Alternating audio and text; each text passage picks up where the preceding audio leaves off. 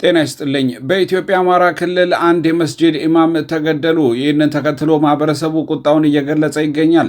በተያያዘ ዜና የፖለቲካ ፓርቲው በዳንግላና በባቲ ከተሞች በእስልምናና በኦርቶዶክስ እምነት አባቶች ላይ የተፈጸሙትን ግድያዎች አጥብቆ ማውገዙን አስታውቋል።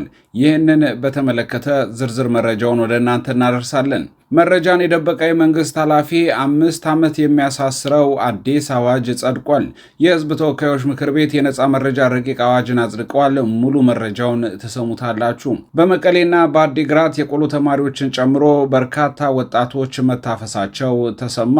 ይህንንም ጉዳይ የተመለከተ መረጃ ይዘናል። ከውጭ በቬኔዙዌላ አስከፊ የመሬት መንቀጥቀጥ የ1430 ሰዎች ህይወት ሲያልፍ ከ50 ሺህ በላይ ሰዎች የደረሱበት አልታወቀም ተብሏል። ይህንን አሳዛኝ መረጃ የተመለከተ ጉዳይም ወደ እናንተ እናደርሳለን። የአሜሪካ ጦር በኢራን ላይ የአየር ድብደባ ፈጸመ። ዶናልድ ትራምፕ ጠንካራ ማስጠንቀቂያ ማስተላልፏል። ዳግም ውዝግቡም ከሯል።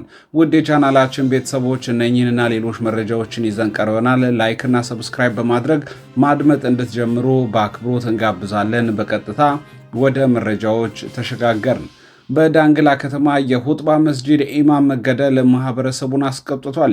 በትላንትናው ዕለት በዳንግላ ከተማ ልዩ ስሙ ቀበሌ 2 በሚገኘው የሁጥባ መስጂድ ውስጥ በኢማምነት ሲያገለግሉ የነበሩት ሼህ ሱፊያን ሙሐመድ ባልታወቁ አካላት በተሰነዘረባቸው የጥይት ጥቃት ህይወታቸው ማለፉ ተሰምቷል።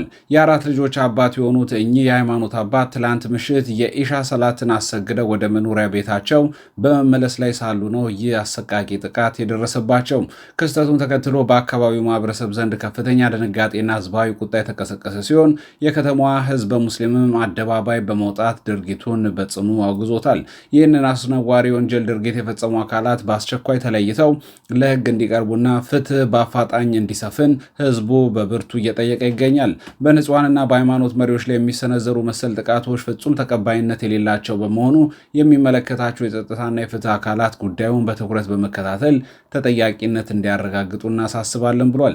በተያያዘ ዜና ኢሃፓ በኦርቶዶክስ ተዋሕዶና እስልምና አባቶች ላይ የተፈጸሙትን ግድያዎች አወገዘ። የኢትዮጵያ ህዝባዊ አብዮታዊ ፓርቲ ኢሃፓ በዳንግላና በባቲ ከተሞች በእስልምናና በኦርቶዶክስ እምነት አባቶች ላይ የተፈጸሙትን ግድያዎች አጥብቆ ማውገዙን አስታውቋል። ፓርቲው ዛሬ እሁድ ባወጣው መግለጫ ድርጊቶቹን በሁለቱ እምነቶች ተከታዮች መካከል ግጭት ለመፍጠር የታቀዱ የፖለቲካ ሴራዎች አካል መሆናቸውን ጠቅሷል። ኢሃፓ ባወጣው መግለጫ እንዳመለከተው በዳንግላ ከተማ የሚገኘው የሁጥባ መስጂድ ኢማም ሼህ ሱፊያን ሙሐመድ ትላንት ወደ ቤታቸው በመመለስ ላይ ሳሉ በተተኮሰባቸው ጥይት ህይወታቸው አልፏል። በተመሳሳይ መልኩ ሰኔ 17 ቀን 2018 ዓ.ም በከሚሴ ሀገረ ስብከት የባቴ ጎሃት ጽባባ አቡነ ተክለ ሃይማኖት ቤተክርስቲያን አገልጋይ የነበሩት ቄስ ፍሬው ሀብታሙ በባቴ ከተማ በሚገኘው መኖሪያ ቤታቸው በተከፈተባቸው ተኩስ መገደላቸውን ፓርቲው ገልጿል። አገዛዙ ስልጣን ከያዘበት ጊዜ ጀምሮ ለዘመናት በወንድማማችነትና በመከባበር አብሮ በኖረው ህዝብ መካከል ግጭትና እልቂት እንዲፈጠር ሆን ተብሎ እየሰራ ነው ሲል የከሰሰው ኢሃፓ ከዚህ ቀደም በወለጋና በአርሲ ኦርቶዶክስ ተዋሕዶ ምዕመናንና አገልጋዮች ላይ የፈጸሙት ግድያዎች እንዲሁም በጦርነት ስም በቤተ ክርስቲያናትና መስጂዶች ላይ የደረሱ ውድመቶች የዚህ ማሳያ ናቸው ብሏል። ፍትህን በጠየቁና ግፏንን ለዓለም ባጋለጡ ንጹሃን ላይ እየተፈጸመ ያለው እስራትም የመጨረሻ ሃይማኖት ካርድ መሳቡን ያሳያል ሲሉ ፓርቲው ነቅፏል። በእምነት አባቶችና ምዕመናን ላይ የሚደርሰው ተደጋጋሚ ጥቃትን ለማስቆምና ፍትህ ለማስፈን የሚሻ መዋቅር የለም ያለው ፓርቲው ምዕመኑ ተደራጅቶ ራሱንና ሃይማኖትን ከጥቃት እንዲጠብቅ ጥሪ አቅርቧል። በመጨረሻም የኢትዮጵያ ኦርቶዶክስ ተዋሕዶና የእስልምና እምነት ተከታዮች ከተደገሰላቸው የፖለቲካ የጥፋት ሴራ ራሳቸውን በመጠበቅ እርስ በርስ እንዲጠባበቁና ለዘመናት ያሳዩትን የወንድማማችነትና የመከባበር እሴት አሁንም አስጠብቀው እንዲኖሩ አደራ ብሏል። ኢሃፓ ለሼህ ሱፊያን ሙሐመድና ለቀሲስ ፍሬው ሀብታሙ ቤተሰቦች እንዲሁም ወዳጆች እንዲሁም ለምዕመናኑ መጽናናትን ተመኝቷል። መረጃን የደበቀ የመንግስት ኃላፊን 5 ዓመት የሚያሳስረው አዋጅ ጸደቀ። የህዝብ ተወካዮች ምክር ቤት የነፃ መረጃ ረቂቅ አዋጅን አጽድቋል። ዓላማው ሙስናን፣ ህገወጥ አሰራርን ወይም የስራ ብቃት ማነስን ለመሸሸግ ሲሉ መረጃንና ሰነድ የሚደብቁ ወይም እንዲጠፉ የሚያደርጉ የመንግስት ኃላፊዎችን ተጠያቂ ያደርጋል ተብሏል። ቅጣቱ ጥፋቱ ፍርድ ቤት የተረጋገጠበት የማንኛውም የመንግስት ወይም የግል ድርጅት የበላይ ኃላፊ፣ የመረጃ ኃላፊ ወይም ትዕዛዝ ሰጪ አካል እስከ 5 ዓመት የሚደርስ እስራት ይቀጣልም ተብሏል። በመቀሌና በአዲግራት የቆሎ ተማሪዎችን ጨምሮ በርካታ ወጣቶች መታፈሳቸው ተሰማ። በመቀሌ ከተማ በቅዱስ ገብርኤል ካቴድራል ቤተክርስቲያን የቅኔ የቅዳሴ ዜማና የአቋቋም ትምህርትን በመከታተል ላይ የነበሩ በርካታ የቆሎ ተማሪዎች በህወሓት ታጣቂዎች ተይዘው መወሰዳቸው ታውቋል። የታጋጆቹ መምህራን ጉዳዩን ለማጣራት ወደ ተለያዩ የመንግስት አካላት ቢያመሩም ግልጽ ያልሆነ ምላሽ እየተሰጣቸው እንደሆነ ተገልጿል። ተማሪዎቹን በአስቸኳይ ከመቀሌ ወጥተው ወደ ሩቅ የስልጠና ማዕከላት እንደተወሰዱም ተነግሯል።